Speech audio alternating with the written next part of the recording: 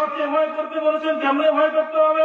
যে আল্লাহ রাব্বুল আলামিন এই পৃথিবীর জমিনে আপনাকে আমাকে সৃষ্টি করেছেন, আপনি মনে করি ঈমান এনেছি, কথা ঠিক কিনা?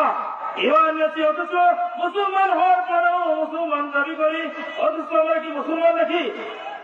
আমরা কি মুসলমান? আমরা শুধু দাবি করি, অথচ লাইনা গ্রাফ করো।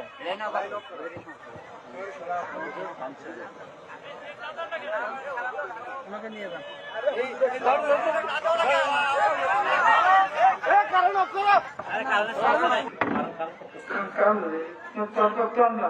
সমস্যা হচ্ছে তো,